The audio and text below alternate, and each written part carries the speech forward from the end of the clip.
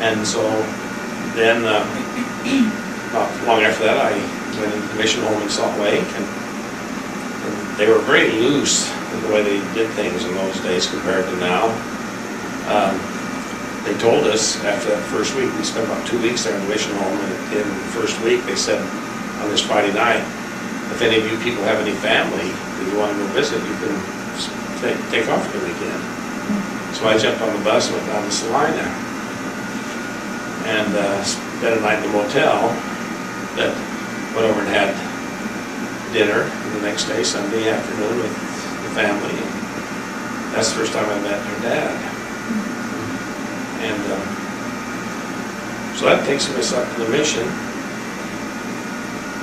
Want any more? How much did you, of course, how much did you write during the mission? During the mission, I probably wrote every couple of weeks. She would write maybe once a month or two. And I do remember that, I don't remember how romantic. That stuff. You want to just turn it over? So I went down to see her during that weekend while I was in the mission home. And we were sitting on the couch just opposite the doorway. And I was sitting like this, and she was sitting kind of across my lap, facing me, and I was facing the door, which was at the end of that long porch.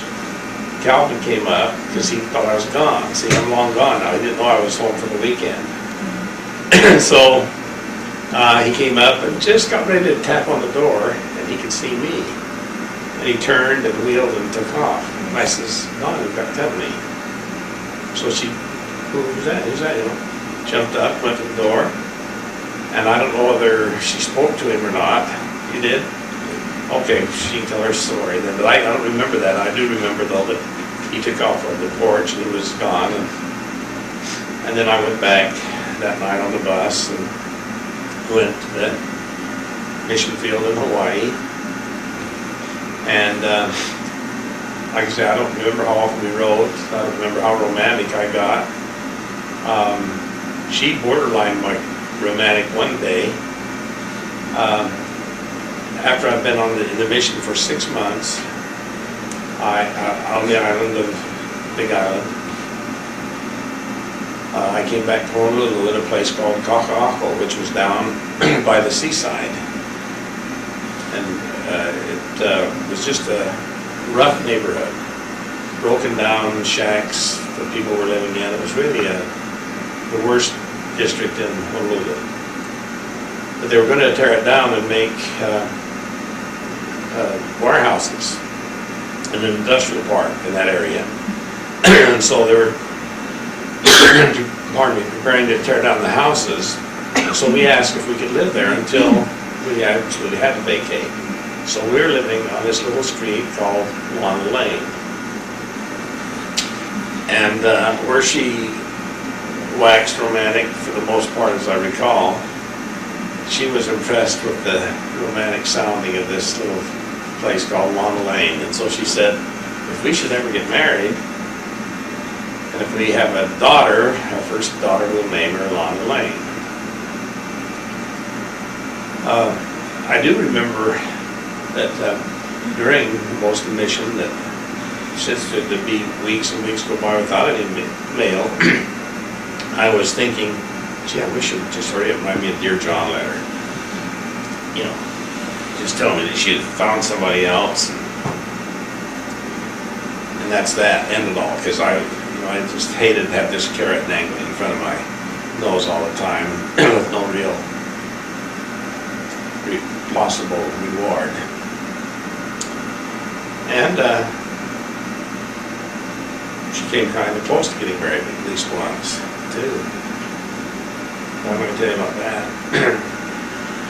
Because I don't really know much about it, except that she was kind of serious with him for a while. And then, I guess I can kind of wind this up by saying that as soon as we had a friend there, Buddy Forsythe, who had a lace shop, and she was quite excited about Dawn. In fact, she said, why don't you have her come over and live with me for a while, and then you can get married over here. This would be a good place to get married. And I thought, you know, this is really pretty presumptuous to start planning marriage at this point.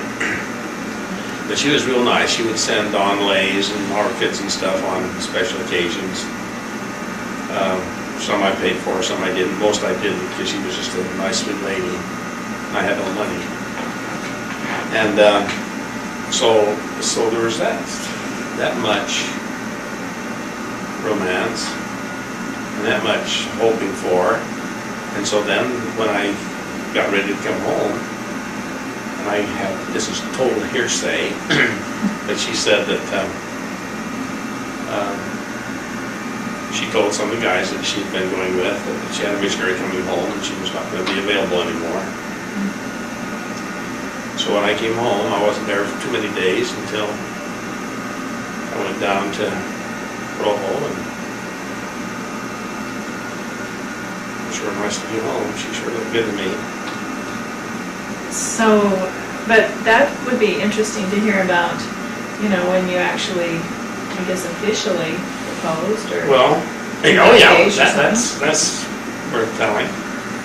And this she probably shouldn't be here to hear, because I don't see how she could possibly change it, because this is the absolute truth. But we were getting acquainted again, and I was enjoying there. I was living at their house because I got a job out to Geneva Steel, working in preparation for getting married, going to school, and so on. And so I was sleeping on their couch. And I remember one evening we were just sitting there visiting, and she said, "When are you going to marry me?" And I says, "Well, when would you like to get married?" And she came up with a date, and I says, "Oh, that makes sense. That seems all right." And then I went back to Richfield, I think. But at any rate, whether she wrote me or whether it was the next time I saw her, she just changed the date to June the 8th. She moved it up, or she moved it back? And that moved it a little closer, I think. But, and I can't remember why she chose the first date. She'll have to tell you that if she has a reason, and why she made the change. But, so then, June the 8th came and we got married. Yeah? Oh, the ring? Well, gee, that had more impact on you than me, but I'll tell my side of it. We, the GI Bill provided for education and student loans, mortgage loans, and different things. Quite a package for the veterans through the GI Bill. And one of the provisions of the GI Bill was what they called the 5220 Club. That wasn't the official name of it, but it meant in order to help you become rehabilitated to civilian life, they would pay you $20 a week for 52 weeks. And so we just referred to it as the 5220 Club. And so that was my total income at that time until I started working at Geneva, which was, a month or two after I got back. But so she didn't know that I had any money, but when we started making plans for getting married, I thought, well, I got to get a ring. So I went into the jewelry store and found the ring that I thought I could afford and gave it to her, and I had no problem with that. I gave it to her, but obviously she had a problem with it, and I'll let her tell it. and we managed fairly well financially, because I was working at Geneva Steel and making $1.25 an hour, I remember. And she was working at Geneva Steel in the office making something like 75 cents an hour. And so, with all that money, and then when the GI Bill was somewhere in the neighborhood of $80 a month, I don't know if it was single. I think the most we ever got for the GI Bill was $120 a month. So we managed pretty well. Do you remember much about your wedding?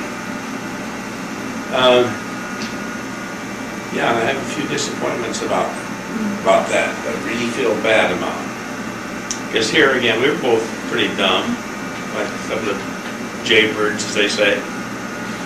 And we made the plans to get married. And I remember the Third Ward Chapel or whatever it was down just off Center Street.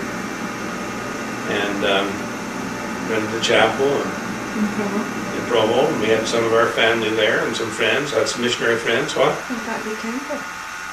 Oh, yeah, we got married in the Salt Lake Temple. And can we tell all about that? We didn't have any transportation when we went up to get the marriage license out of the city and county building in Salt Lake. We rode the bus up. Also, while we were up there, we bought a refrigerator and a bedroom set. That's all I remember. But when we moved into that little house, the house we moved into was a home that her mother had bought there on 11th North, just where the hospital is now. And so we rode the bus up to get the marriage license and to buy a few pieces of furniture, and came back. And then a few days later, when we went to get married, we rode up with Uncle Mark, I guess. Or was it the bus again? Rode the bus up. And was your mother? Anyway, with her mother and Aunt Maud, I guess. And went up to the temple, and UB Brown. No. Not UB Brown. Who was it? Yeah, Harold B. Lee. Harold B. Lee married us. And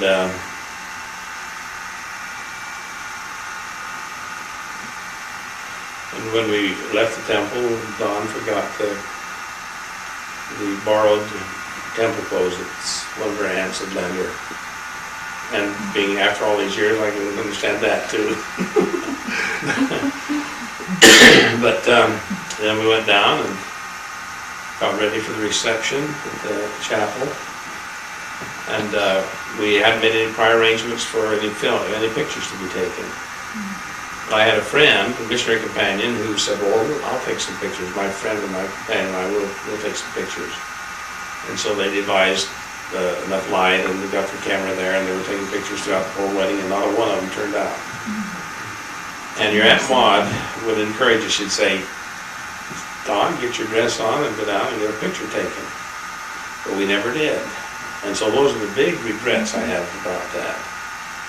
Is, you know, be very appropriate and proper, for at least for her. I mean, the rest, well, a picture of the line, or, 2 or 3 pictures would have been great, but to have a picture in her dress would have been nice. And so that's one of those little guilt feelings that hangs on forever.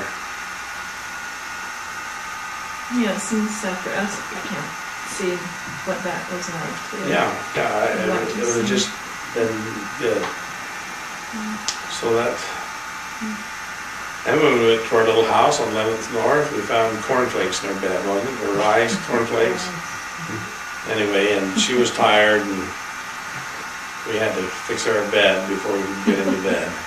Did you go anywhere on a honeymoon? Did you have any time? No, we just stayed right there. We had no transportation, so we just stayed right there.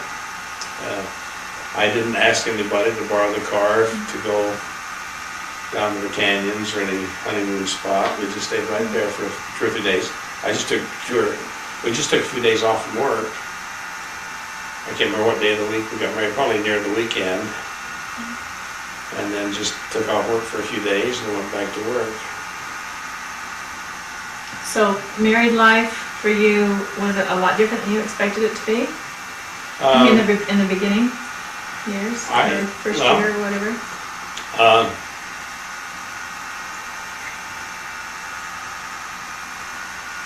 You were 22 and Mom was 18, right? Yeah. Here again, you have to ask her, because I know she had feelings, concerns that I didn't have. I wasn't particularly worried about anything financially. I knew about where we stood.